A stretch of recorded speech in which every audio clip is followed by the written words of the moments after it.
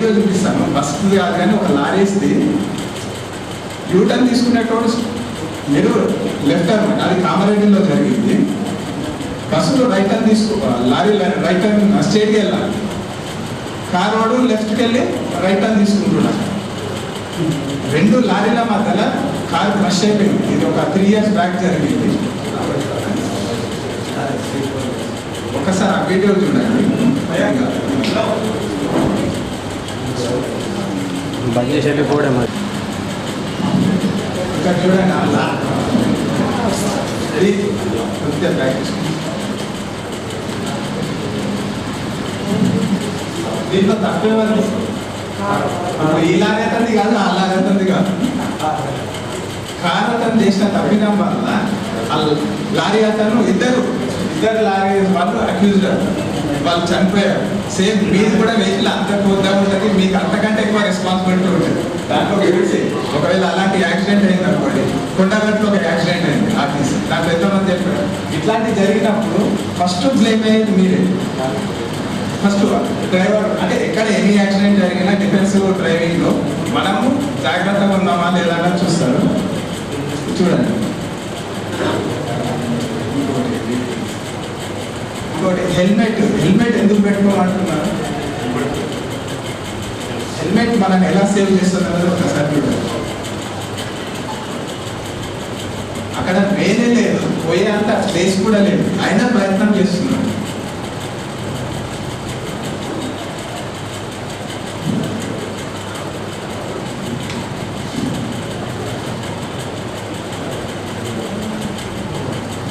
వీడియోలో మనం అబ్జర్వ్ చేయాల్సిన 2-3 థింగ్స్ ఉన్నాయి.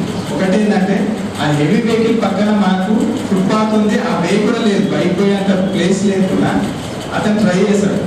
దాంట్లో హెల్మెట్ ఉండడం వల్ల ఆ హెల్మెట్ కూడా స్టాండర్డ్ హెల్మెట్. మనం ఏదో పోలీసు వాళ్ళు పట్టుకుంటారు, ఆర్టీ వాళ్ళు పట్టుకుంటారు అని 400-500 హెల్మెట్ కొనుక్కుంటారు చాలా మంది. దానివల్ల ఇప్పుడు అలాంటి హెల్మెట్ పెట్టుకుంటూ అతని ప్రాణం కాపాడలేకపోతుండే. ఆ హెల్మెట్ స్టాండర్డ్ హెల్మెట్ కాబట్టి అతని ప్రాణం ఉండగలిగింది, లేదంటే అతను చనిపోయేవాడు.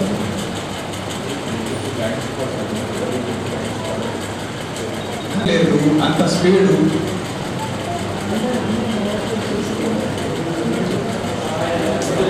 దీంట్లో మీరు అబ్జర్వ్ చేయాల్సిన 2-3 థింగ్స్.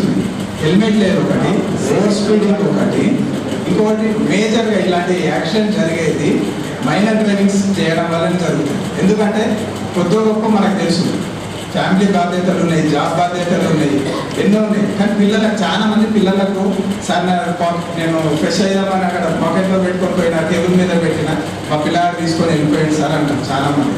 దాంట్లో ఏం జరుగుతుందంటే ఆ పిల్లలకు జడ్జిమెంట్ అనేది తెలియదు చాలా మందికి. పక్క వాళ్ళు కొద్దిగా ఓవర్ స్పీడ్ పోయిందంటే నన్నే ఓవర్టేక్ చేసిపోతాడా, నన్నే కామెంట్ చేసిపోతాడా, నేను చేయలేనా అన్న దాంట్లో పోతారు. ఏ టైంలో బ్రేక్ వేస్తే బండి ఆగుతుంది, ఏ టైంలో ఏం చేస్తే నేను సేఫ్గా ఉంటాను అన్న జడ్జిమెంట్ చిన్నపిల్లలకు తెలియదు.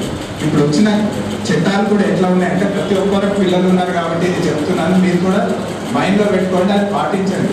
ప్రాబ్లం ఏంటంటే ఇప్పుడు వచ్చిన చట్టాల ప్రకారం ఒకవేళ ఎవరైనా మైనర్ డ్రైవింగ్లో దొరికితే 25,000 రూపాయలు ఫైన్. అయిపోతుంది. మైనర్ డ్రైవింగ్లో ఎవరైనా చనిపోతే అతనికి 25 years వరకు ఇలాంటి కఠినంగా ఉన్నాయి. ఇది ఇంప్లిమెంట్ చేయడం అంత కష్టమే కాదు. ఏంటంటే మీ కోపం ఎక్కువ ఉంటుంది, ఇలాంటి వెహికల్ ఎలా నడపాలన్నది కూడా తెలియదు కాబట్టి మీరు నడపకండి. దానివల్ల జరిగే పరిణామాలు ఓవర్టేకింగ్, అతను ఎత్తుంటూ వచ్చేతను కూడా అదే వేలో అతను వస్తున్నాడు. కానీ ఆ గూడ్స్ క్యారేజ్ అతను అంత ఈ లైన్ హౌస్లో మ్యాక్సిమం మీకు ఇలాంటిది ఎప్పుడు ఎదురవుతూనే ఉంటుంది. ఎవరు పెరుగుతుంది అంటే ఫస్ట్ ప్లేస్ అనేది మీరే. ఇంకోటి నేను మన ఆర్టీసీ కాదు రోడ్డు మీద వెళ్ళిపోయేవాడు ఎంత ఎమర్జెన్సీగా సడన్ గా రోడ్ చేసుకోవాలి. దానివల్ల అనుకోకుండా యాక్సిడెంట్ జరగడం జరుగుతుంది. అదేంటంటే దీనివల్ల ఏంటంటే దీంట్లో హెల్మెట్ ఉండడం వల్ల ఆ హెల్మెట్ చూడండి, నేనైతే హెల్మెట్ ఎక్కడ పడ్డాడో తెలియదు కానీ ఇతనికి హెల్మెట్ ఉంది కానీ స్ట్రాప్ పెట్టుకోవాలి. చాలా మంది ఏంటంటే ముందర పోలీస్ కనిపించగానే హెల్మెట్ పెట్టుకుంటాం, పోలీస్ దాటగానే హెల్మెట్ తీసేది. దీంట్లో రెండు ప్రాబ్లమ్స్ ఉంటాయి. హెల్మెట్కి స్ట్రాప్ పెట్టకపోతే ఆ స్పీడ్లో వచ్చినప్పుడు ఎగిరిపోయినప్పుడు మనకంటే ముందుగా హెల్మెట్ ఎగిరిపోయినప్పుడు మన కింద పడితే తల స్ట్రాప్, చిన్న స్ట్రాప్ పెట్టుకో. కొంతమంది డ్రైవింగ్లో హెల్మెట్ పెట్టుకుంటారు, అంటే పోలీస్ కోసము ఇంకొకరి కోసం. అది కాదు కదా పద్ధతి. మీరు పెట్టుకునేటప్పుడు కూడా మీరు పోయే స్పీడ్లో ముందు వాళ్ళు లేకపోతే ఎంత వాళ్ళు వచ్చినట్టు సేమ్ యాక్సిడెంట్ జరుగుతుంది.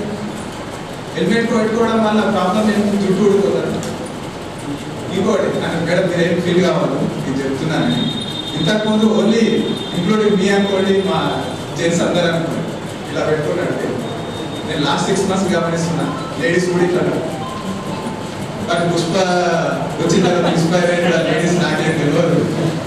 ఈ మధ్య అయితే చాలా మంది చూస్తున్నారు లేడీస్ ఇట్లా పెట్టుకున్నట్టు. అంత అర్జెంట్ అయితే ఎందుకు నడుపుతున్నారో తెలియదు. అంటే సెల్ ఫోన్ డ్రైవింగ్ చేయడం ఏ కారణాల వల్ల డ్రైవింగ్ సెల్ ఫోన్ వాడతారు? ఒక 2-3 రీజన్స్. సెల్ ఫోన్ డ్రైవింగ్ ఎంత ఎమర్జెన్సీ ఉంటే మాట్లాడుతున్నారు చెప్పండి సార్. సెల్ ఫోన్ డ్రైవింగ్ మీకు తెలిసిన రీజన్ చెప్పండి. తమ్ముడు అన్నాను యాక్సిడెంట్ జరిగింది, ఏదో జరిగిందని చెప్తుంటే అప్పుడు ఏమైతుందంటే మనకు కూడా ప్యానిక్ అయిపోతాం. అట్లనే మాట్లాడుతుంటే మన విజన్ అప్పటి వరకు ఇంటున్న విజన్ మనం బ్లర్ అయిపోతాం, కళ్ళు బ్లర్ అయిపోతాయి, విజన్ తగ్గిపోతూ ఉంటుంది. అప్పుడు ఏమవుతుంది అంటే మన మైండ్ సెట్ ఏ స్పీడ్లో పోతున్నాం తెలియదు, ముందట ఏం జరుగుతుందో తెలియదు. మీకు ఏంటంటే అక్కడ చనిపోయినా ఇంపార్టెంట్. దానివల్ల యాక్సిడెంట్ జరిగింది అనుకోండి, చాలాసార్లు మనం వింటుంటాం. తీర్థయాత్రలకు పోయి వచ్చినప్పుడు యాక్సిడెంట్ అయింది, చావుకు పోయి వచ్చి ఈడు చావుకి పోయినట్టు ఇలాంటివి ఎందుకు జరుగుతాయి? ఇవన్నీ ప్యానిక్ రావడం. అంటే ఎమర్జెన్సీ డ్రైవింగ్. ఎమర్జెన్సీ అంటే మీరు ఒక 5 నిమిషాల ముందు ఆఫీస్కి బయలుదేరితే ఎంత ఎమర్జెన్సీ ఉంటుంది పక్క కావచ్చు. 5 నిమిషాలు మీరు ముందు బయలుదేరుతారు. మనకున్న క్యాప్షన్లో కూడా ముందుగా బయలుదేరండి, మీకు ఆర్టీసీకి అది మెయిన్ ఇంపార్టెంట్. ముందుగా బయలుదేరండి, గమనిస్తాను క్షేమంగా చేరుకోండి. ఇదైతే ఉంది కదా, మీకు ఎప్పుడు చెప్పలేదు కదా. అదే 5 minutes బిఫోర్ మనం బయలుదేరితే క్షేమంగా వెళ్తాం కదా. మనకు వచ్చే ఫోన్ ఒకవేళ రాలేదనుకోండి 5 నిమిషాలు ముందు పోతే మన ఫ్రెండ్స్తో మాట్లాడతాం. ఏదైనా ఫోన్ వచ్చింది మధ్యలో మాట్లాడతాం. ఇప్పుడు ఒకటి నేను ఎందుకు ఇది అడిగిన రీజన్స్ అంటే, చావు అన్నారు, మీరు ఏదో ఎమర్జెన్సీ కాదు అది అన్నారు కదా. ఒకటి మనం దేవుళ్ళం కాదు, ఒకటి డాక్టర్ కాదు.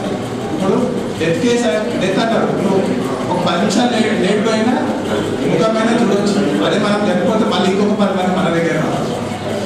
డాక్టర్ అనుకోండి ఒక ప్రాణాన్ని కాపాడతాడు. దేవుడు అనుకోండి వరం ఇస్తాడు.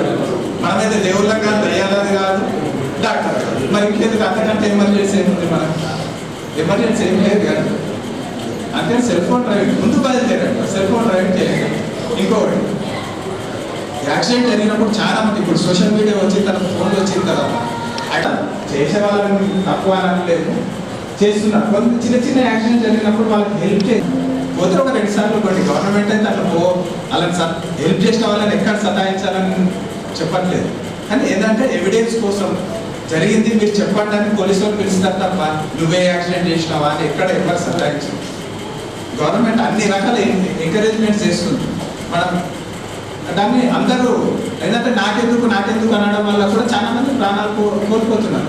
ఇంకొకటి సరే ఎవరైనా ఫోన్ చేసినారు 108 వస్తుంది.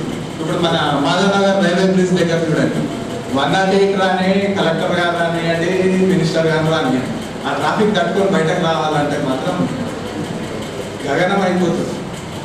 ఎందుకంటే ఆఫ్ ది రోడ్డు వచ్చే వాళ్ళకి దారి ఇవ్వండి, పోయే దారిలో నీ వెనకాల నువ్వు ఉంటే 5 నిమిషాలు వెళ్ళిపోగలుగుతాం.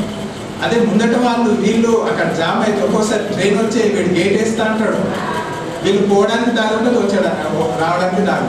మొన్న ఒకరోజు నైట్ మేము 7 o'clock వెళ్తుంటే అంబులెన్స్ ఎంత సైరన్ కొట్టినా కానీ వచ్చేటోళ్ళు రాంగ్ రూట్ వచ్చి పోయేటోళ్ళు రాంగ్ రూట్ వచ్చి అసలు అంబులెన్స్ ఎంత సైరన్ వేసినా కానీ పోయే పరిస్థితి లేదు. మేమే దిగి వచ్చే వాళ్ళని అటు డైవర్ట్ చేసి బైపాస్ సైడ్ కొందరిని డైవర్ట్ చేసి కొందరు వెనక వాళ్ళని వెనక పంపిస్తే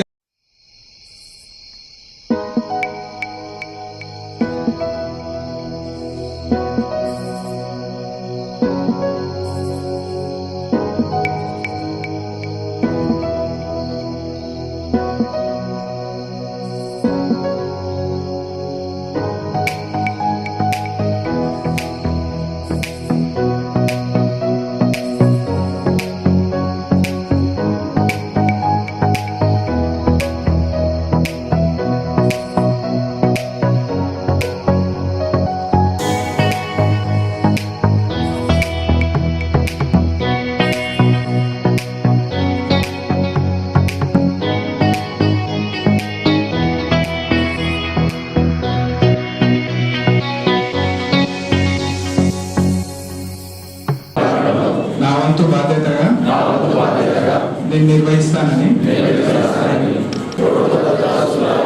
తప్పకుండా పాటిస్తాను. నా కుటుంబ సభ్యులను, తోటి వారిని, సహచరులను రోడ్డు భద్రతా నిబంధనలను పాటించే విధంగా చైతన్యపరుస్తానని, ఇదంతా ఈ దేశ పౌరునిగా ఆత్మసాక్షిగా